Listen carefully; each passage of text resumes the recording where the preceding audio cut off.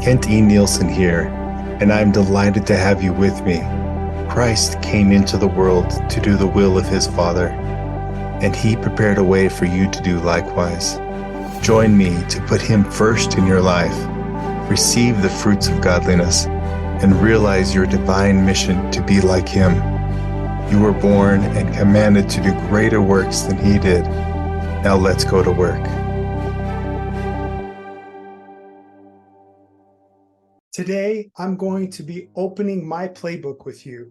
I'm going to be sharing the tools and quotes and patterns necessary to grow into a godlike character, as James Allen calls it.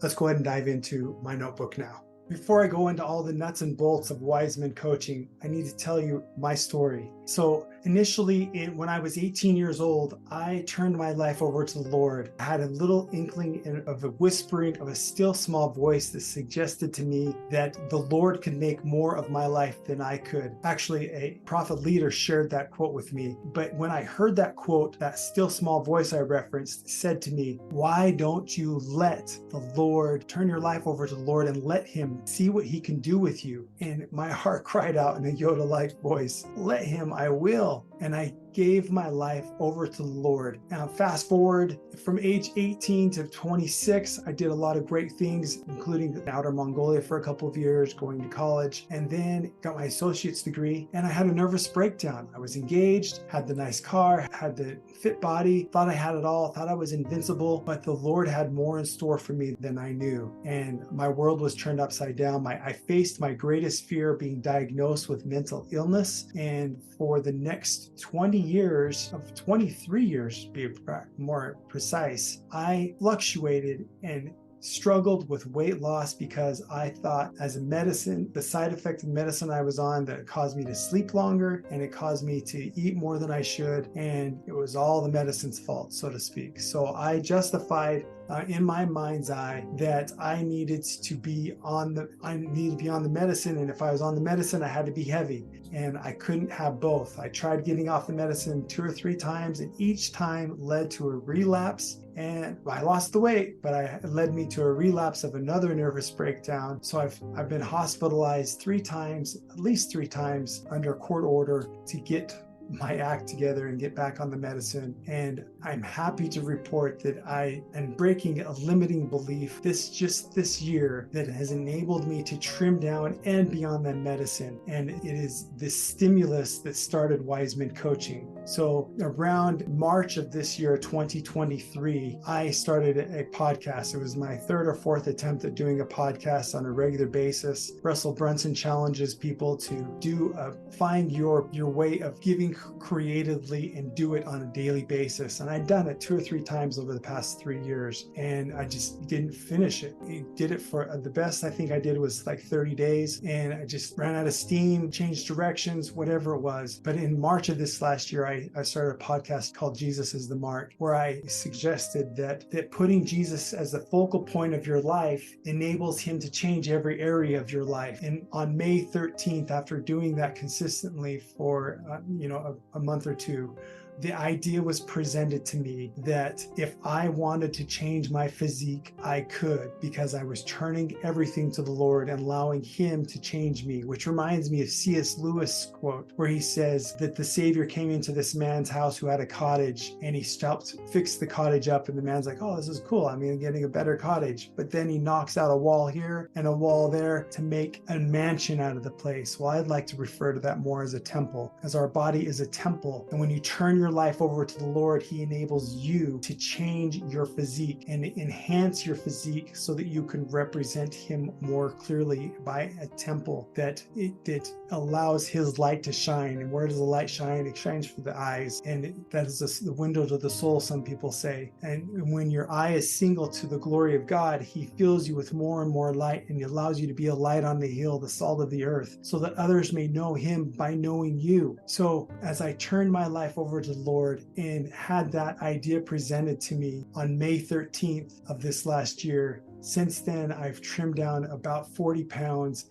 And I absolutely marvel at the power of God to help heal our bodies and the resilience of our bodies when we turn and give it all to Him. Again, I thought at age 18 I'd done that. Then I hit this trial of my faith for 23 years of the mental illness trial of ups and downs, left and rights, medicine, no medicine, hospitalization, no hospitalization. And it's all come to fruition. It all makes sense now. And I'm filled with gratitude for those experiences because they led me to sharing what I have learned through Wise Men Coaching to help you raise the bar, to serve as a catalyst to help you not take 23 years to put your life in order. To wherever you may be, whatever age you may be, you can turn your life over to the Lord and He can change you from the inside out. It's going to take plodding along, it's going to take rigor, but you can do it. You can change. You are accountable for you and only you. Take ownership. And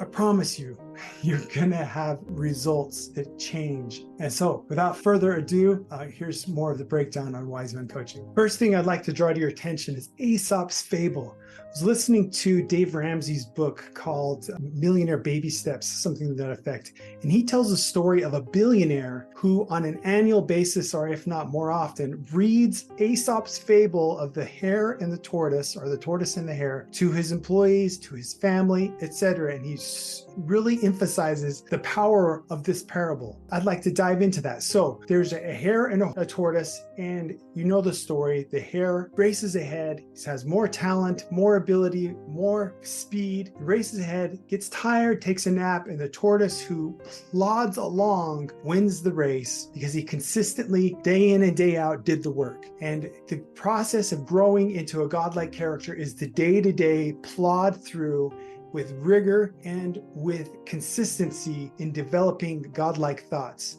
So having said that, let's dive into this first quote that I have listed here. This is by James Allen in his book called As a Man Thinketh, chapter 1, verse 4. I say verse 4 because I've numbered his books as I read them for easy reference. So he said, "A noble and godlike character is not a thing of favor or chance, but it is a natural result of the continued effort in right thinking, the effect of long cherished association with godlike thoughts. An ignoble and bestial character, by the same process, is the result of continued harboring of groveling thoughts." I love that quote because it's teaching us that if we want to have a noble and godlike character, we need to start with our thoughts and put our thoughts in order with God. But Isaiah tells us that our thoughts are not God's thoughts, and our ways are not God's ways. Nevertheless, God provided a plan for our thoughts to be lifted to His. And today we're going to talk about that process, and we're going to go through the nuts and bolts of how to develop this godlike character through Wise Men Coaching. Let's go to the next section. So James Allen also teaches, men do not attract that which they want, but that which they are. So the whole premise, the whole idea behind transitioning from where you are to where you want to be is to become who you want to be, to get what you want to get. So let's look at this from a point A to point B. A is where you are or have been.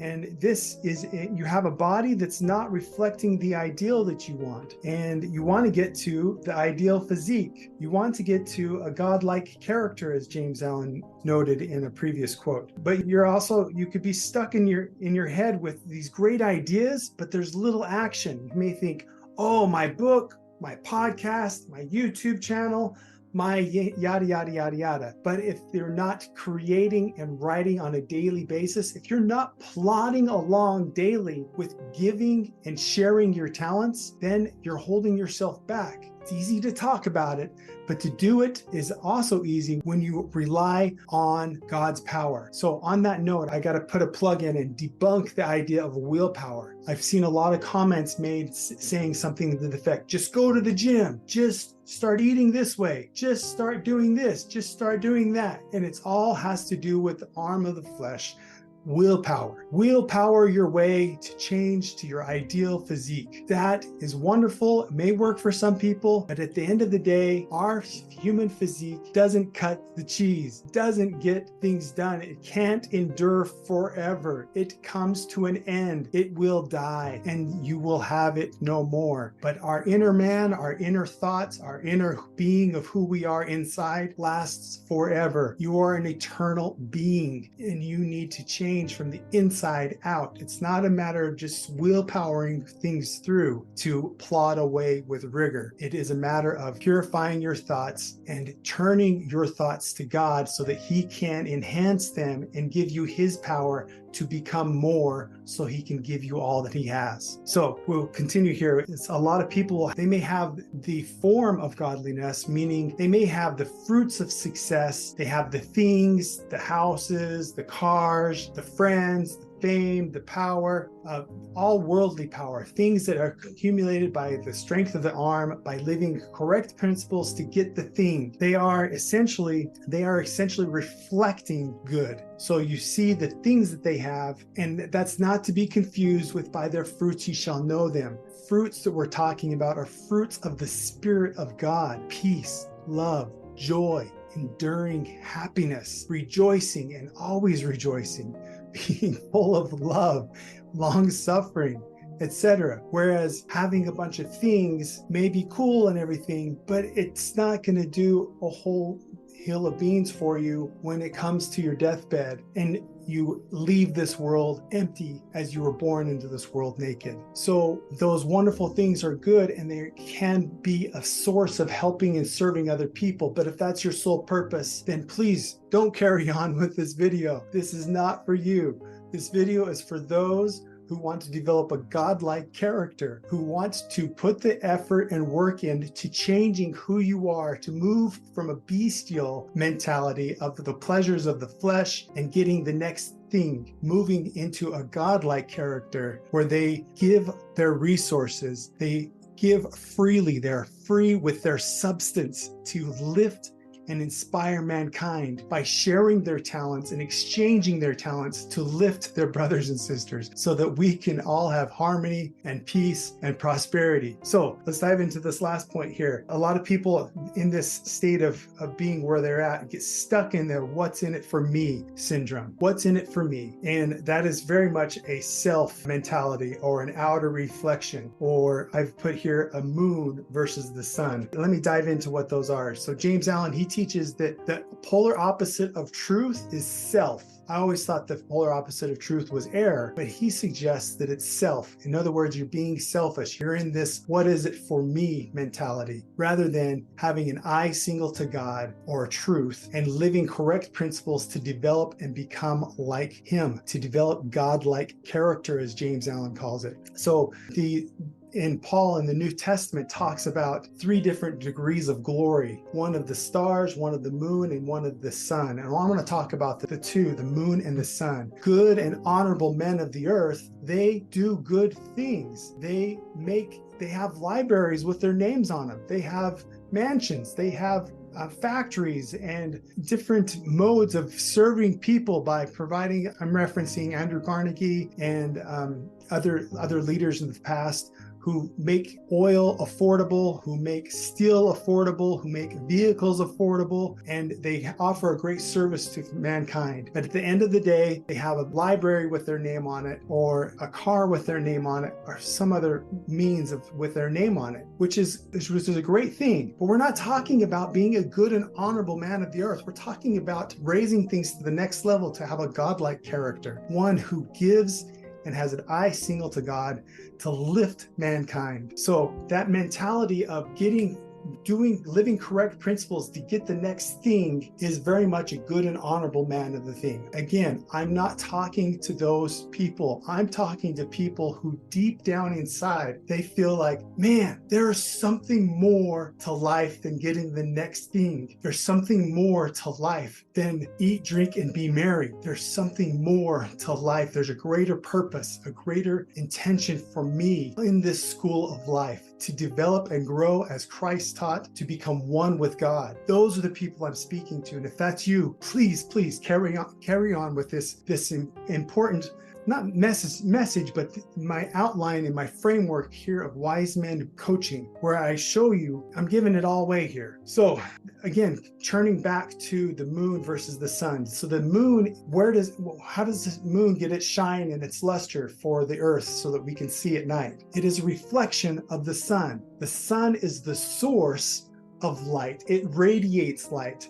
Now, do you want to be a good and honorable man of the earth who reflects light by having the shiny objects? Or do you want to be at the core someone who radiates light, someone who's a light on a hill, who changes people's lives so that when they know you, they know who God is, because you have turned your life to God and you serve and you give your talents to lift and inspire other people? That is what it is to be a son, a higher glory, living higher laws, living such laws as what Jesus Christ taught, not to avoid adultery, but to avoid lusting for a woman, to avoid by having pure thoughts and not committing adultery in your mind. This is the higher law that we're talking about, living and raising your thought level so that you are not groveling, as James Allen says here. You're not groveling, harboring the groveling thoughts and the bestial character, and ignoble and bestial character. This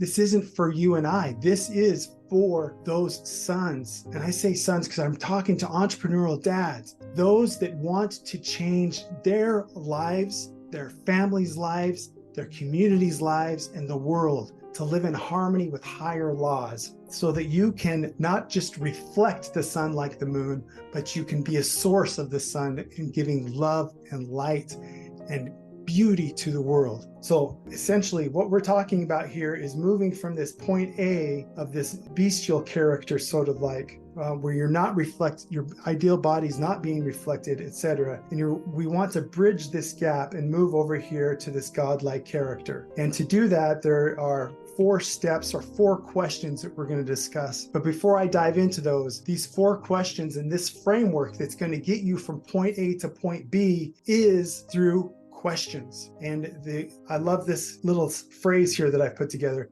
Inquiry is the father of revelation. What do I mean by that? When you ask, you can receive, but you've got to first ask, and you've got to be inspired first to ask the right questions. So we're going to talk about 4 questions that are the framework of Wise Men Coaching to help move you from point A to point B.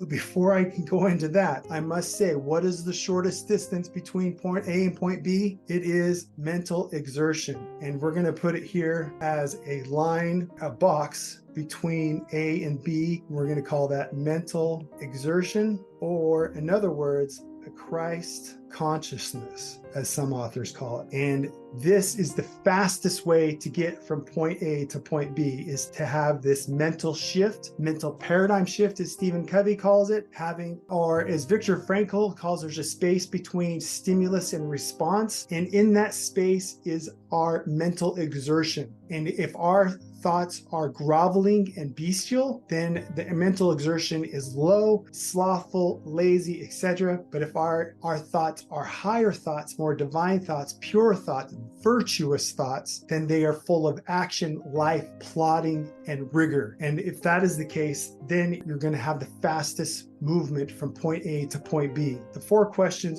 start with what, why, how, and what to become. So as you go throughout life, you're going to see someone who inspires you, someone who's reached down and lifted you. Think for a moment, who has helped you? I recall in my youth, someone doing kind things to me, and I used to think to myself, because I was raised in a situation where my environment, I was abused in many different ways. This isn't a victim mentality here. This is stating the facts. I could have been better. I could have worked harder. Yes, it takes 2 to tango. But the point is that when someone did something nice to me, I thought to myself, they must want something out of me, rather than seeing them for their genuine kindness. So it got me to the point of asking, why are you doing this? And again, that key is inquiry is the father of revelation. When I would ask and they would tell me why, I would be baffled. My mind would be blown when they say because of my master Jesus Christ, or something of that nature. Because I want to, because I love helping people, because I love serving. And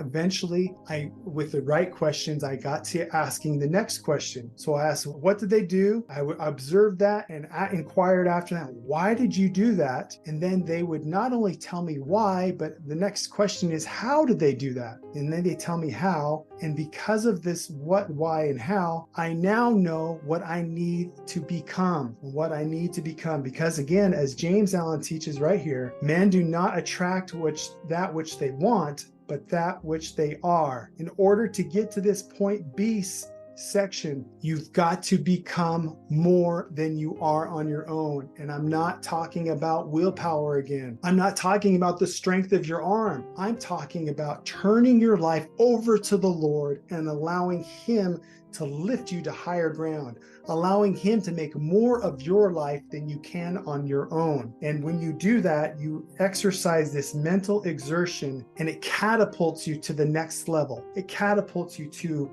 a level of being more than you can on your own. And to exemplify this, I'm going to turn here to this example here that I've outlined. So to this godlike character, you're going to, through living these correct principles of finding someone who inspires you, a mentor, a neighbor, a friend, a coach, whatever it may be, find that person and ask them these questions. Why did you do that? How did you do that? What do you need to become to be able to give that to other people? And as you make these discoveries, you begin to develop a godlike character, and you also begin to develop an ideal physique. And that starts with your inner core. You have to purify your thoughts and your words and your deeds. And when you do that from the inside out, your outside body begins to take form and is a reflection of what you're thinking. And when you're thinking pure thoughts and virtuous thoughts, you're going to want pure, virtuous food in your body. Kind of like having a race car. If you have a race car and put a bunch of rubbish in the car, it's not going to go anywhere. It's going to kaput real quick. Or if you put some regular gasoline in it, it's not going to keep up with the Joneses of the race car next door that's have high octane alcohol in its engine. Likewise, in our bodies, if we want to perform at a higher elite level, I'm not talking about being an elite athlete. I'm talking about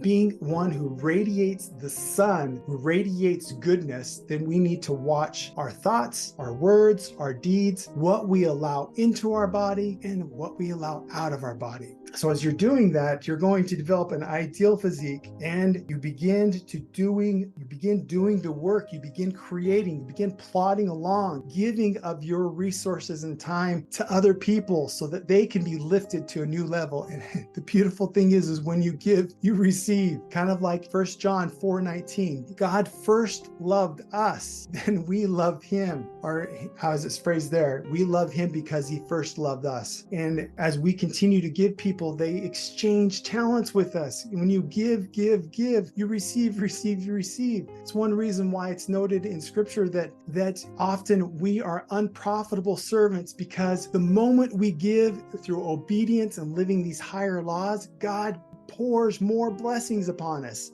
And then we're still indebted to Him because He gives us way more than what we've done. We are obedient to the small things, and He gives us the small things and greater things, like the parable of the talents. So again, as we continue to tap into God's power by living these correct principles, that enables Him to bless you more, including giving you His power and giving His strength, and enabling you to do more than you can on your own. And this example is perfectly explained. There's a gentleman named Stephen Robinson in the 1990s wrote a book called Believing Christ. And that's kind of where I got these ideas from. So if you have this symbol here, which is infinity, and you take it plus or minus any number, let's say the number is 1, what do you get? You get infinity. Infinity plus or minus 1 plus or minus a million gives you infinity. So let's break this equation down. Infinity is representation of Jesus Christ. Jesus Christ is infinite power. Jesus Christ enables you and I to tap into His power so that we have access to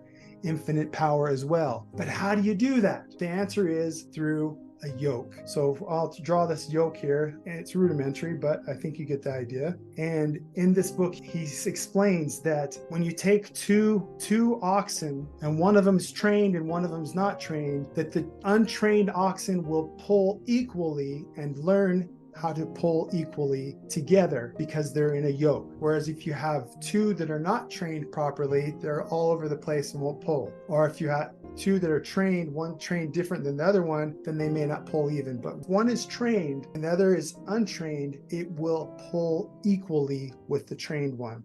And that is a representation of Jesus Christ in you. If you're plus one, minus one, wherever you are, when you take the yoke of Christ upon you, he makes things easy and he gives you rest, and he gives you, it's not just you're tying up to his yoke so you can take a nap, rest. No, you're tying into his yoke so he can feed you light and truth and lift your understanding, which I'll come back to this drawing here in a moment. But before we do that, we got to talk about edify and rejoice. So if you have a 60-watt light bulb like I have here, and what is the word, I'm talking about what the word edify is. And if you have a 60-watt bulb that's edified, it's the same bulb, but it becomes essentially a 100-watt bulb. It's brighter, it shines brighter, and is full of more light. Likewise, when you take on the yoke of Christ here, you get access to his power, and he enables you to become infinite like he is, and to become perfected in him, so that you can be one with God, so that you can, at the end of the day, be a light on the hill and point others to God, because you have turned to God and you've given your whole heart, mind, and soul to him. And in so doing, you develop a godlike character because you're plodding away, you're doing what you're supposed to, and living a higher law. So in conclusion, let's dive into this last final quote here from James Allen. Again, this is from As a Man Thinketh as well. It's called, if you haven't noticed, he's my favorite author. And his most popular, most famous book is called As a Man Thinketh, which I've given the references today.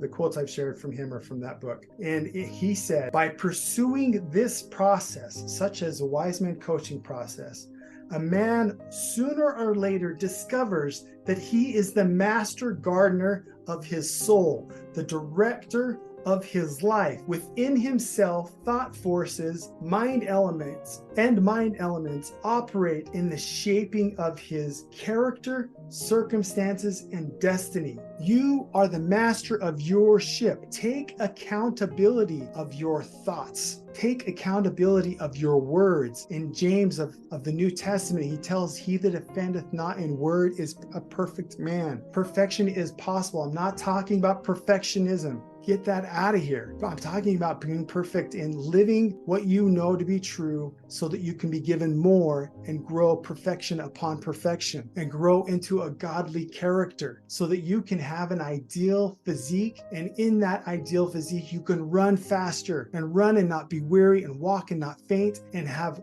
greater energy and focus and service orientation to lift, because he who is the greatest is the servant of all. He is free with his substance so that he can lift all. And a final note on this is, how can we have a place on earth where there's no poor among us if everyone's poor? That's not how it works. When you have been given much is required of you, you give more, and you help lift others to higher, newer levels, because you've been free with your substance. And in exchange, as I mentioned earlier, God gives you more, and all he asks is you sacrifice your fleshy arm, your bestial character, and yield to the enticings of the Holy Spirit, God's mind, and live this higher law. And when you do that, he gives you at the end all that he has. And as a prophet leader in my life put it this way: sacrifice in the end is no sacrifice at all. Why? Because all you're giving up is the natural carnal man, his pleasures, the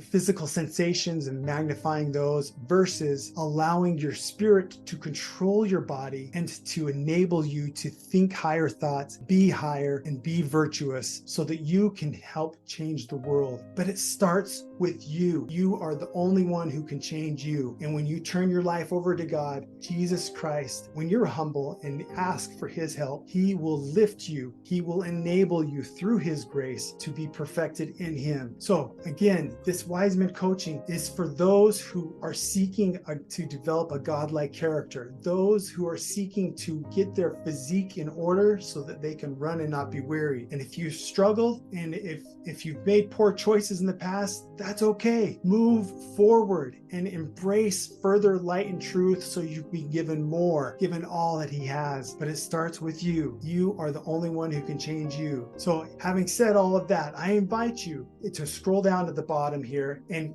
go ahead and book a call with me at the links down below, and we'll go over your point A of where you are to where you want to be and bridge the gap through Wise Men coaching. And I promise to give you value, to give you resources, to give you at least material through that booked call. If there's a match and you and we connect at a deeper level and you want to work on a personal level with me, then I would make an offer. It's a win-win offer to work with you on a personal one-on-one basis. And you can book that call with me again down here at the bottom. If not, go ahead and give me a direct message on Instagram, and the link is down there below as well. Thank you for your attention, and God bless you in your journey to develop a godlike character. Thank you for joining me for a brief mental workout. Wise men do their mightiest works with their mental exertions. I encourage you to take time to ponder on the weightier matters of life and to govern your body with pure mental exertions, rather than having your body tell you what to do. You are welcome to connect with me further at my link in bio, where you can access my book, my social handles, my latest creative updates, and even request coaching services via email. I have been given much and am here to serve. Thank you, and God bless you to be fruitful in doing your mightiest works. Good day.